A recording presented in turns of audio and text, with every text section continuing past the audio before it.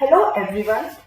आज हम स्टार्ट कर रहे हैं क्लास 12th इंग्लिश विस्टास का चैप्टर नंबर 1, जिसका नाम है द थर्ड लेवल, जिसे लिखा है जैक फिनी ने। जैक फिनी एक अमेरिकन ऑथर है और ये अपनी साइंस फिक्शन एंड थ्रिलर्स के लिए जाने जाते हैं। इस स्टोरी में 3 कैरेक्टर्स हैं। चार्ली, जो एक 31 ईयर ओल्ड मैन है और इस कहानी के प्रोटैगनिस्ट हैं। लुइसा उनकी वाइफ हैं। सैम चार्ली के फ्रेंड, जो एक साइकियाट्रिस्ट है। चैप्टर स्टार्ट करते हैं। The president of the New York Central and the New York New Haven Hartford railroads will swear on a stack of timetable that there are two.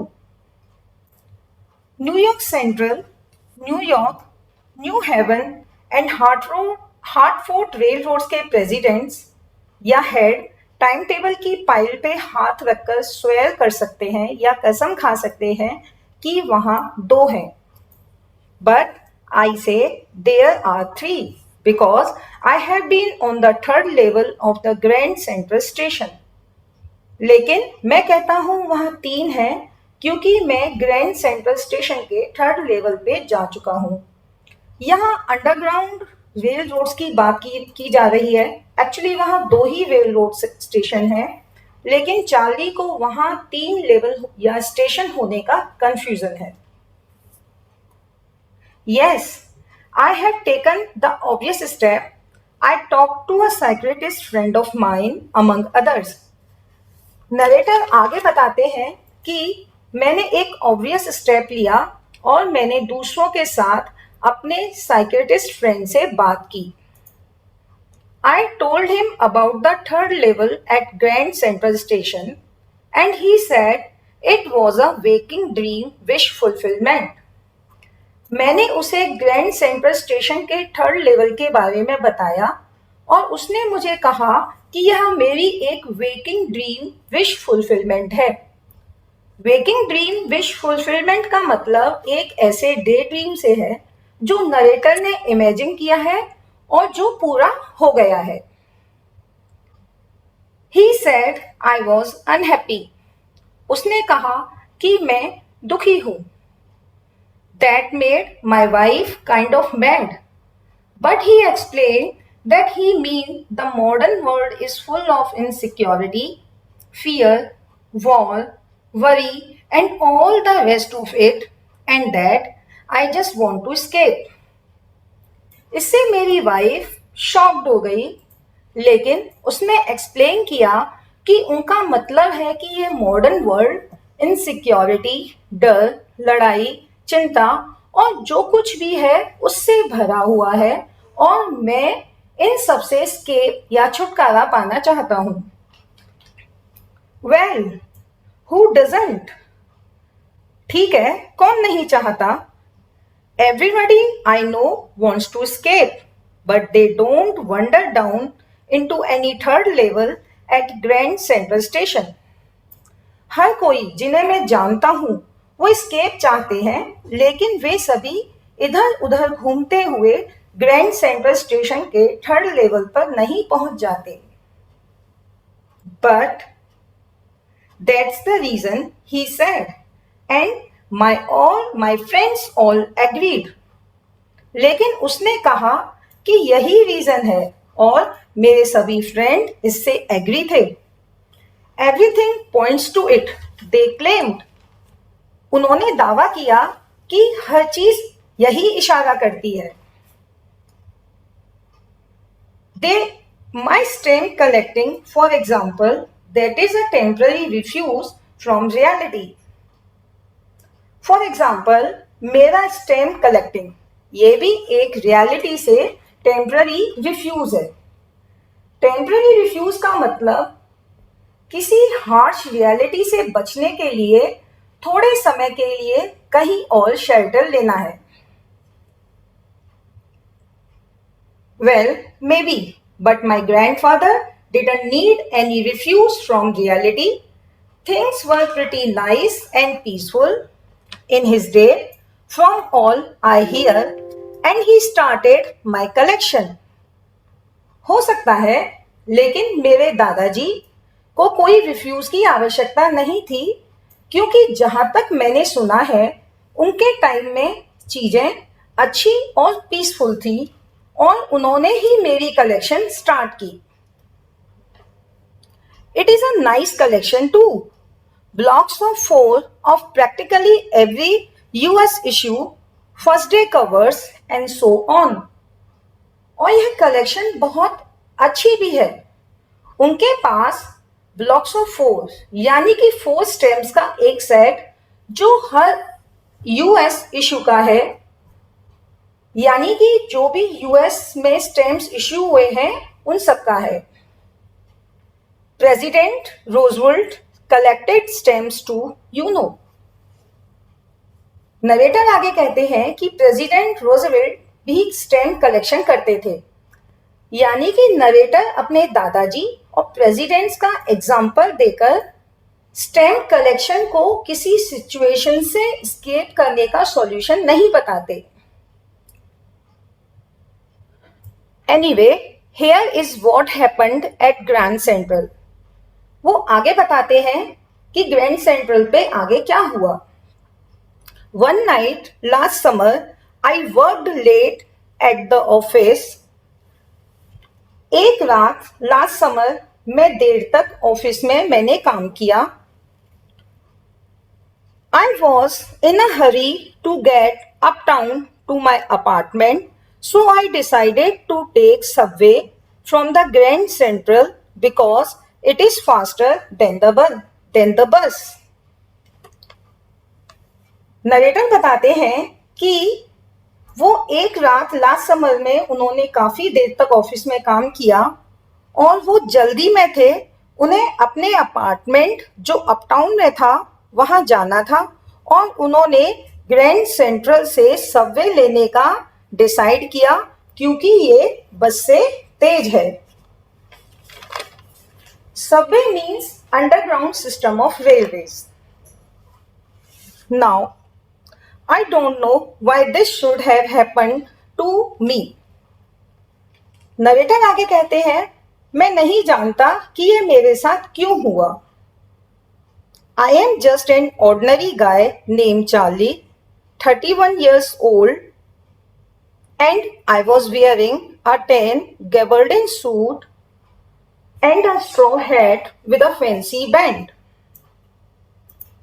मैं एक साधारण व्यक्ति हूं जिसका नाम चार्ली है, 31 इयर्स का, और मैंने टैन गबार्डिन सूट पहन रखा था और एक फैंसी बैंड के साथ एक स्ट्रॉ हैट भी पहन रखा था। I passed a dozen men who looked just like me। मैं ऐसे बहुत से लोगों के पास से गुजरा जो बिल्कुल मेरे जैसे दिखते थे। And I wasn't trying to escape from anything। I just wanted to get home to Louisa, my wife। और मैं किसी भी चीज से escape नहीं चाह रहा था। मैं just अपने घर अपनी वाइफ लुइसा से मिलना चाहता था। I turned into Grand Central from Vanderbilt Avenue and went down the stairs to the first level where you take trains like the 20th century। मैं वेंडरबिल्ट एवेन्यू से ग्रैंड सेंट्रल मुड़ा और सीढ़ियों से नीचे फर्स्ट लेवल गया, जहां आपको 20th सेंचुरी जैसी ट्रेन्स मिल जाती हैं।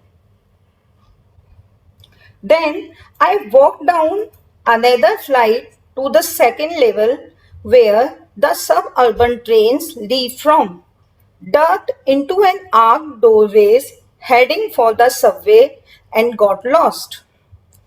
तब मैं दूसरी सीढ़ियों से सेकंड लेवल गया जहां सब अर्बन ट्रेन्स निकलती हैं। आर्क्ड डोर यानी कि कर्व डोर से झुककर सबवे की तरफ गया और खो गया। सबअर्बन ट्रेन्स का मतलब है सिटी से बाहर वाले जगहों की train. That is easy to do. Narrator आगे कहते हैं कि यहां खोना इजी है। I have been in and out of Grand Central hundreds of times, but I am always bumping into new doorways and stairs and corridors. मैं सैकड़ों बार grand central से अंदर और बाहर गया हूँ, लेकिन हर बार मैं नए डोरवेज और सीढ़ियां और कॉरिडोर से टकरा जाता हूँ। आगे वाली लाइन में नरेटर अपने खोने के कुछ इंसिडेंट्स को बताते हैं। Once I got into a tunnel about a mile long and came out in the lobby of Roosevelt Hotel. एक बार मैं एक टनल में घुस गया जो 1 माइल लंबी थी और रोजवेल्ट होटल की लॉबी में आ गया। Another time, I came up in an office building on 46th Street, 3 blocks away. Another time, मैं एक 46th स्ट्रीट की ऑफिस बिल्डिंग में आ गया जो केवल 3 ब्लॉक आगे थी। Sometimes I think Grand Central is growing like a tree, pushing out new corridors and staircases like roots. कभी-कभी मैं सोचता हूँ कि ग्रैंड सेंट्रल एक ट्री के जैसे ग्रो कर रहा है जो अपनी रूट्स की तरह नए-नए कॉरिडोर्स और सीढ़ियां निकाल रहा है। There is probably a long tunnel that nobody knows about feeling its way under the city now, on its way to Times Square and maybe another to Central Park. Narrator आगे कहते हैं कि शायद वहां एक लंबी टनल है जिसे कोई नहीं जानता और वह सिटी के नीचे बनाई जा रही है, जिसका एक रास्ता टाइम्स स्क्वायर और हो सकता है दूसरा सेंट्रल पार्क की तरफ हो। And maybe because so many people through the years, Grand Central has been an exit, a way of escape. Maybe that's how the tunnel I got into. और हो सकता है क्योंकि कई सालों से बहुत से लोगों के लिए ग्रैंड सेंट्रल एक एग्जिट यानी कि स्केप का एक रास्ता हो, और हो सकता है इसी तरह मैं भी इस टनल में आ गया हूं, लेकिन but I never told my psychiatrist friend about that idea. लेकिन मैंने इस आइडिया के बारे में अपने साइक्रेटिस्ट फ्रेंड को कभी नहीं बताया। The corridor I was in began angling left and slanting downward, and I thought I was wrong, but I kept on walking. जिस कॉरिडोर में मैं गया वह लेफ्ट की तरफ मुड़ा और नीचे की तरफ स्लांटिंग था, और मैंने सोचा कि यह गलत है, लेकिन मैं चलता गया। All I could hear was the empty sound of my own footsteps, and I didn't pass a soul. मुझे वहां पर केवल अपने फुटस्टेप्स की साउंड सुनाई दे रही थी और एक भी आदमी ने मेरे पास नहीं किया, यानी कि एक भी आदमी मेरे पास से नहीं गुजरा। Then I heard that sort of hollow roar ahead. That means open space and people talking. फिर मुझे आगे कुछ आवाज सुनाई दी, जैसे आगे कोई ओपन स्पेस हो और लोग बातें कर रहे हों। The tunnel turned sharp left. I went down a short flight of stairs and came out on the 3rd level at Grand Central Station. Tunnel ने तेजी से लेफ्ट की तरफ मुड़ी, थोड़ी सीढ़ियों से उतरा और ग्रैंड सेंट्रल के 3rd लेवल पे आ गया।